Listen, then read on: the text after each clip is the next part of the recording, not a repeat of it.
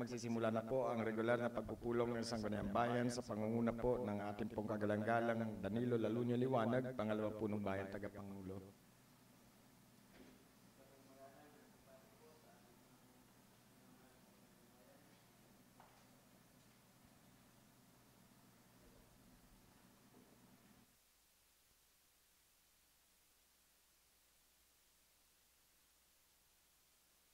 Okay na. Sa pong magalang na pagbati po sa ating mga kagalang-galang na konsehal ng ating bayan at sa ating pong mga bisita. Tayo po ay mag-uumpisa na ating regular na pagpupulong sa pamumuno po ng ating kagalang-galang konsehal SK Angela Salombides.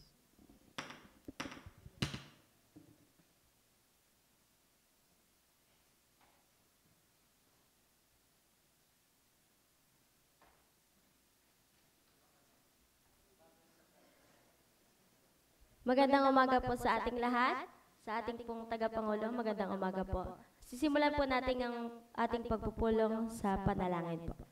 Sa ngalan ng Ama, ng Anak, ng Espiritu Santo. Amen. Ama sa langit, dumating kami sa inyo ngayong araw na humihiling sa inyong gabay, karanungan at presensya habang sinisimulan namin ang pagpupulong na ito. Tulungan mo kaming maging makabuluhan ng pulong na ito, maging daan kanawa namin upang magkaroon kami ng pagkakaisa para sa ikauunlad ng pamayanan. Punan mo kami ng iyong biyaya, Panginoong Diyos, upang ang aming paggawa ng mga desisyon na maaaring makaapekto sa mamamayan, makikita namin ang inyong pagmumuno sa lahat ng kapangyarihan na mumuno ito sa daigdig. Patuloy mong ipaalala sa amin ang lahat ng ginagawa namin dito ngayon. Ang lahat ng aming makakamit ay para sa pagtuklas sa katotohanan, para sa kabutihan ng nakakarami, para sa paglilingkod sa bayan at para sa bansa, at para sa kawalhatian mo. Pagpalain mo kami, Panginoon. Hinihiling namin ito sa pamamagitan ng Hesukristo kasama ng Espiritu Santo magpasawalang hanggan. Amen. Sa ngalan ng Ama, ng Anak, ng Espiritu Santo. Amen.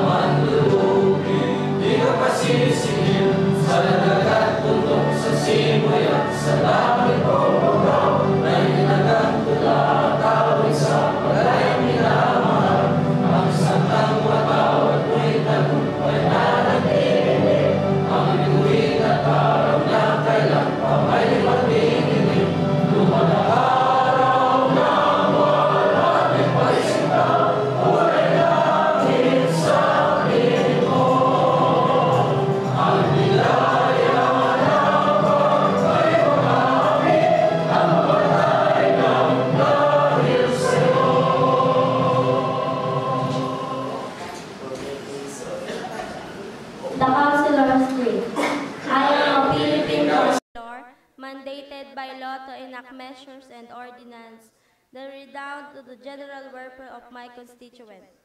In their pursuit for happiness, peace, and prosperity, I believe in public self above self as a guiding principle of my official act. As I tread the property of local legislation, may Almighty God may heart my heart that I shall be to the truth, constituent, and the Filipino people. Thank you po. Magandang umaga po muli sa ating lahat.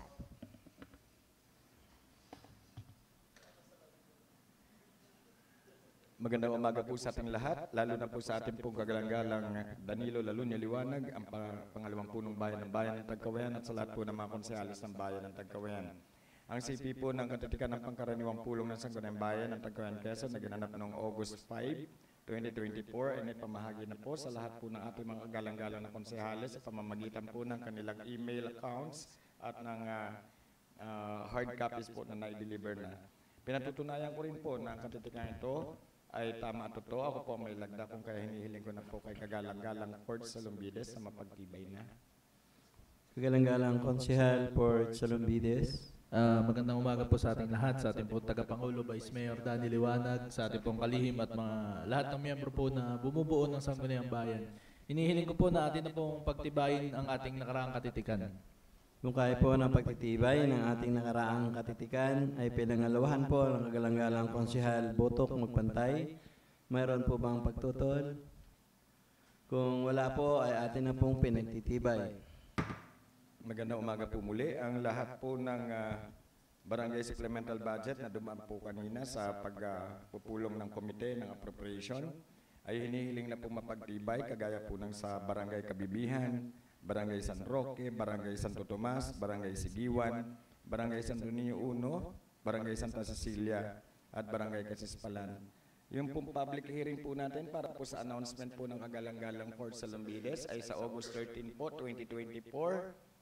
Alas 9 ng umaga sa Municipal Covered Court para po doon sa posting po ng mga printed materials para sa discounts and benefits for all seniors and PWDs. Magandang umaga po sa ating lahat.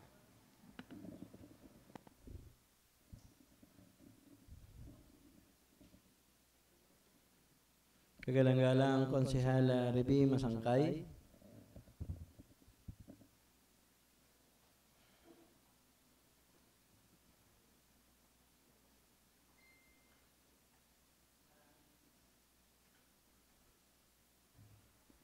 Hello. Maraming salamat po, kagalang-galang na tagapangulo. Magandang umaga po sa ating lahat, sa ating tagapangulo, Vice Mayor Danny Liwanag, Secretary Bong, at sa lahat po ng miyembro ng Sangguniang Bayan, sa ating pong mga kababayan, at sa lahat po ng nanonood ng teleradyo. Kahilingan po para sa mga sumusunod na barangay para po sa kanilang barangay supplemental budget para sa taong kasalukuyan. Barangay Kabibihan na nagkakahalaga ng 56,512.46 centavos. Supplemental budget ng Barangay Kabibihan, pinangalawahan ni Konsehala Juicy Wagan. Mayroon po bang pagtutol? Kung wala po ay atin na pong pinagtitibay. Sunod po, Barangay San Roque na nagkakahalaga ng 47,368.20 centavos para po sa kanilang supplemental budget number 1. Barangay San Roque, supplemental budget, pinangalawahan ni Konsehal Botok Magpantay. Mayroon po bang pagtutol? Kung wala po ay atin na pong pinagtitibay. Para po sa Barangay Santo Tomas na nagkakahalaga ng 612,182.09 centavos.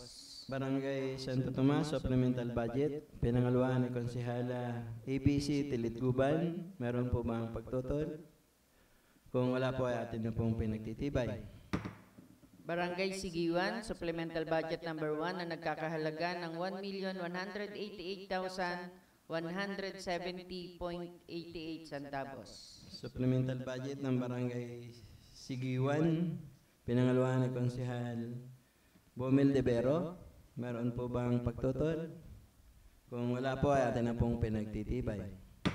Ganun din po ang Barangay Santo Niño 1, Barangay Supplemental Budget number 1 para po sa taong kasalukuyan na nagkakahalaga ng 1,250,373.24 centavos. Barangay Santo Niño 1, supplemental budget, pinangalawahan ni Konsehal Fort Salumbides.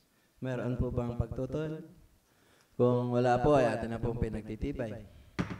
Barangay Santa Cecilia, Barangay Supplemental Budget number 1 para sa taong kasalukuyan na nagkakahalaga ng 4,746,362.85 centavos. Barangay Santa Cecilia, supplemental budget, pinangalawahan ni Konsehal Leo San Buenaventura.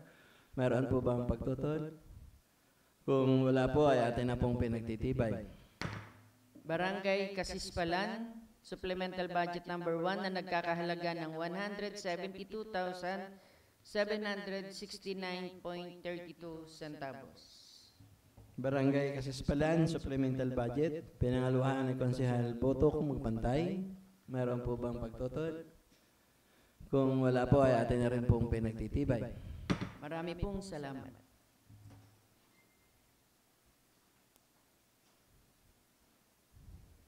Kagalang-galang Konsehal Port Salumbides.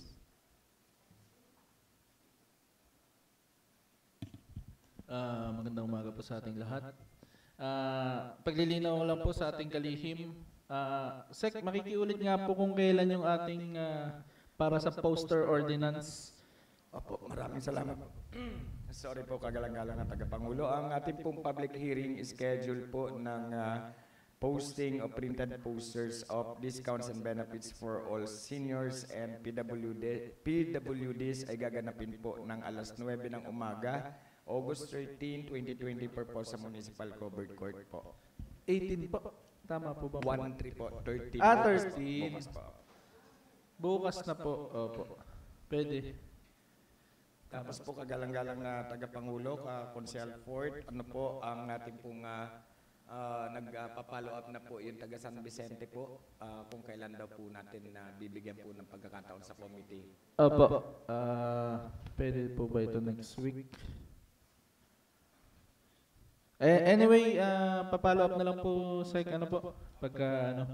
Kung wala na pong mungkahi ang ating mga kasamahan, ay hinihiling ko po ang pagsasara ng ating regular na pagpupulong. Mungkahi ng pagsasara ng ating regular na pagpupulong ay pinangaluhan ng kagalang-galang Konsehal Bomel Devero. Mayroon po bang pagtutol? Kung wala po, tayo po ay nagsasara na ng ating regular na pagpupulong.